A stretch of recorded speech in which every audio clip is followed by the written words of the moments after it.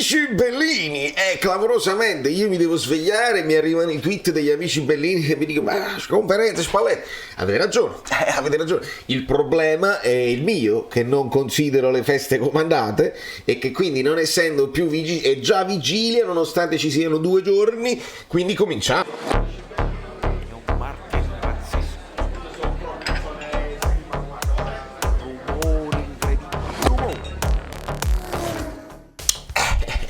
Sì, perché essendo la domenica delle palme, si udirono fucilate. Che canzone è? Che cantante è? Benvenuto Antonio Guerrero, che hai sbloccato anche l'app, perché continuavano a iscrivetevi al canale, secondo me fate bene, secondo me ci emozioniamo, secondo me la community è capace che poi facciamo altri miracoli, perché non ci dimentichiamo che grande di Coprio eccetera eccetera, ma c'è Rachele, la piccola tifosa romana del Napoli col fratello Valerio romanista, insomma questo è proprio il momento, anche lei merita dei soldi, quindi io ci devo lavorare. C'è una signora, Maurizio Zaccone ha postato delle cose, vorrebbe incontrare Insigne prima che se ne vada, per esempio, ma non è che ci possiamo mettere, però la community è capace di questo, se voi lasciate 1000 like, 1000 like è meglio, io credo che sia meglio. Dopo la vittoria di Milan e Inter è cambiato qualche cosa? Giustamente, ma che deve cambiare? Sai che cosa cambia? Cambia che non possiamo più vincere lo scudetto e da questo momento in poi ci arrendiamo. Io credo che questa sia la risposta che bisogna dare. Ci siamo arresi. Tutto dipendeva da Milan e Inter ieri, avendo loro vinto noi ci arrendiamo e le perdiamo tutte e vediamo dietro di noi se ci scavalcano o se perdono tutte pure loro. Va bene, sono un po' sarcastico stamattina, ma non è questione di ilfluido.net, non cambia niente, non possiamo pensare, perché sarebbe anche strano, oltre che dispendio di energie, pensare di poter giocare le partite degli altri non si può fare, oltretutto le partite passate, anche le nostre non le possiamo rigiocare più, quindi dobbiamo pensare a noi stessi e dobbiamo pensare alla prossima e non c'è dubbio. Mertens, si fa in orizzontale. Roma, che partita sarà? Se prima era i cosiddetti supereroi, gli immortali, le cose col mantello eccetera eccetera, Roma che partita sarà? La partita con la Roma è un'insidia per noi, ma è un'insidia anche per loro, e non c'è dubbio, e vincerà chi si sente più minacciato. Questa è interessante la definizione che ci dà Spalletti, chi si sente più minacciato, quindi credo di poterla interpretare, siamo di nuovo alle solite della partita che va bene giocare con la qualità, con la leggerezza, con la fantasia eccetera eccetera, di cui si parla sempre, però ti devi sentire anche minacciato, quindi ritorniamo al discorso delle preventive, ritorniamo ai discorsi già fatti in passato, l'equilibrio, stare attento eccetera eccetera, e mettere nella scatola della partita tutta una serie di cose, ma non si vince con i forza, dai, coraggio eccetera eccetera, si vince facendo le cose in campo come si deve. Mertens e Osimhen è possibile vederli insieme dal primo minuto, gli si chiede, e Spalletti dice sì, è possibile, però poi aggiunge li abbiamo già visti insieme, sì, ma era il secondo tempo, e Spalletti aggiunge anche con Mertens e Osimhen eravamo sul pareggio, poi con Mertens e Osimhen ci siamo allungati un po' troppo, poi abbiamo subito anche il gol, quindi ragazzi ci sta, non facciamogliela nemmeno più sta domanda, ci sta confermando che per lui questa è una situazione estrema di dover, quando devi recuperare, quindi non penso che potrà sorprenderci con una formazione titolare che prevede Mertens e Osimhen insieme, e poi comincia con dammi la formazione tua, e cominciano questi siparietti con i giornalisti. Credo che fosse Marcello Galvano che dà una bella formazione, una formazione che i tifosi sposano, anche perché mi sembra quella un pochino più aggressiva, con Osimhen, con Mertens dietro, Insigne da una parte e Lozano dall'altra, Anghissà e Lobotka a centrocampo. È bella, non è che non è bella, ovviamente per me è anche equilibrato, cioè si può giocare tranquillamente dall'inizio con questa squadra. È una formazione che mette un po' di spavento anche agli avversari, sicuramente, perché sono tutti hanno dei colpi da mettere così, e poi Spalletti giustamente ti deve ricordare però così lasci fuori Zielinski e Fabian, sì, Perché se si gioca in 11 e poi possono anche essere lasciati fuori se dici che Fabian una volta non fa niente, però ovviamente così. Come sta Fabian? È chiaro che la domanda poi arriva. Fabian sta meglio, può iniziare da titolare. Qua ecco che mi danno poi dei dubbi, perché io farei subito la Brabham tattico, perché noi siamo pronti.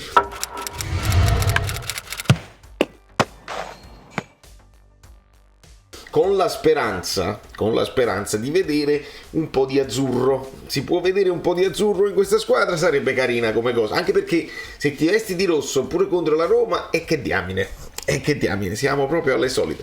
Quindi Fabian sta meglio, sempre con questi problemini, pubalgia eccetera eccetera, può iniziare, uno di quelli che può iniziare. Però io non sono convinto che Zielinski ora. Noi siamo stati come gruppo Caffè Napoli, come team con Antox, che siamo andati un po' a spiare. Non voglio dare nessun vantaggio a Mourinho, che non ne ha bisogno, però nei vari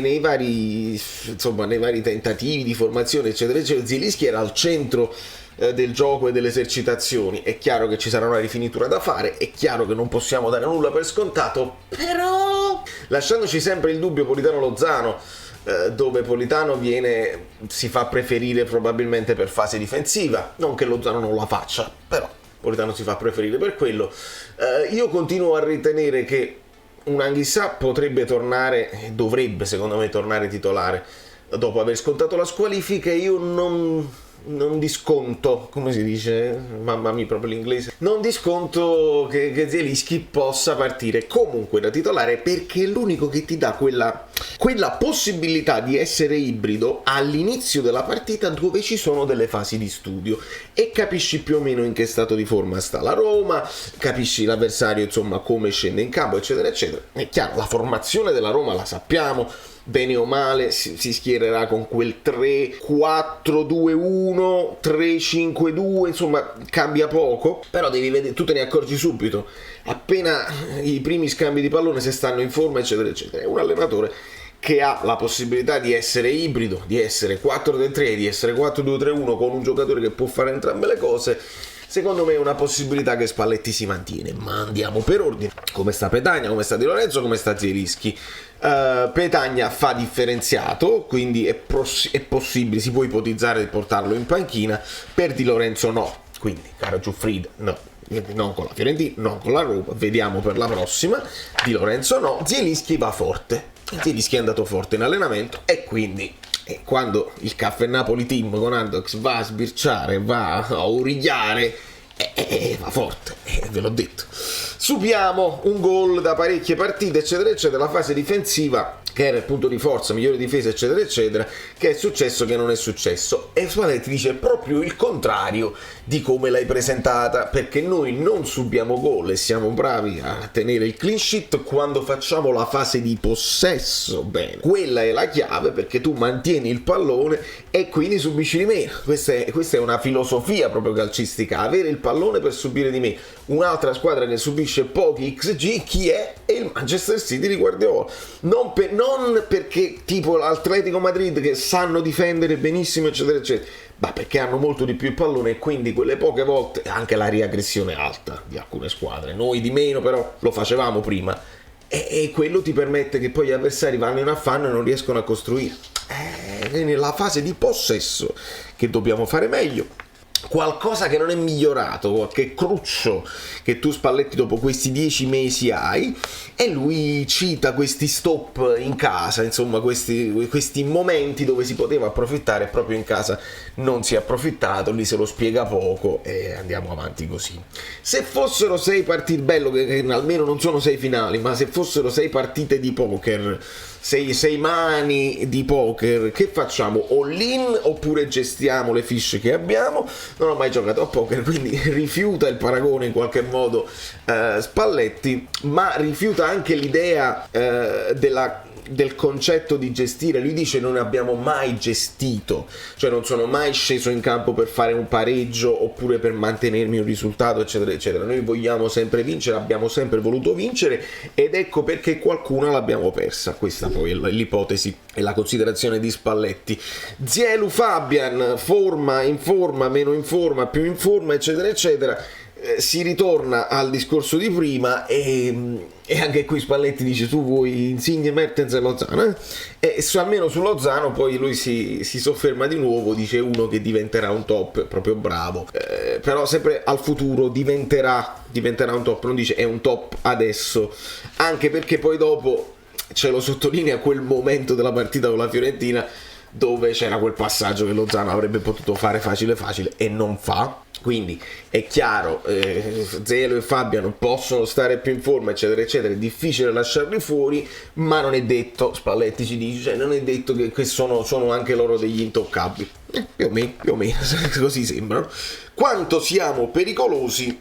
Tutto è veleno o medicina, dipende dalle dosi, dipende da quanta qualità ci metti, fantasia eccetera eccetera. Questa qua è proprio complicata da spiegare come domanda e come risposta, quanto siamo pericolosi, e anche Spalletti non se ne esce se non tornando alla partita con la Fiorentina, dove dice abbiamo preso dei gol che non possiamo prendere. È chiaro che sono due episodi, due infortuni, proprio due infortuni, tra il fallo non fallo di Mario Rui, del professore. A proposito, il professore, un grande saluto a Caffè Napoli. E quella cosa di Rachmani, però poi abbiamo anche creato delle situazioni dove si poteva fare a gol e non l'abbiamo fatto il Lozano eccetera eccetera. Il lancio lungo su Osimhen si può accettare, ma quello su Insigne è un po' più strano. Claudio Vivenzio, non del Caffè Napoli ma del Calcio Napoli 1926, ne becca un'altra, bisogna dire, perché Spalletti dice questa è una delle cose che noi nella nostra analisi post partita lo abbiamo detto e abbiamo dovuto fare un po' di mea culpa, perché è chiaro che anche l'avversario che certe volte ti costringe a lanciare perché ti saltano addosso e quindi tu hai meno modo di fare scambi corti, e essere corti doveva essere la risposta a questo pressing.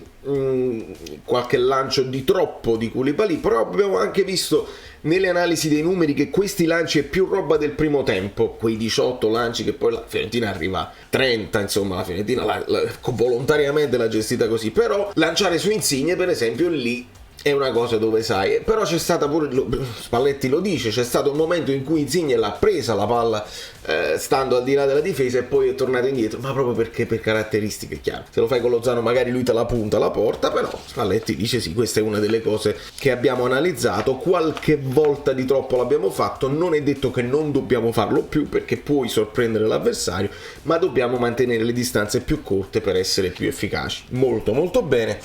E poi il finale sul rapporto Spalletti-Mourinho, Mourinho uguale a mio fratello Marcello, ho scoperto Marcello Spalletti che fa arrivare i messaggi ed è difficile da battere. Mourinho dice che Spalletti non l'ha mai battuto, frasi di circostanza, Mourinho leggenda, è uno di quelli che battere la leggenda eccetera eccetera. Da New York, no, quale da New York, facciamo un attimo queste considerazioni. Io credo che Ospina, disponibilissimo, tra l'altro molto carino, tutti sono stati molto carini fuori Castelvolturno, devo dire, quando si sono fermati con Antox e con Di Coprio, Ospina, in particolare qualcuno in più, Ospina tra questi, molto sorridente, molto disponibile. Zanoni non lo abbiamo visto, almeno non l'ho visto io, ma penso che lo possiamo confermare qui in fascia. Rachmani e Koulibaly straordinario, non c'è dubbio. Mario Rui, professore, e che te lo dico a fare, Gulam sarebbe un sogno, ma teniamocelo almeno come uomo spogliatoio perché ci tiene come noi.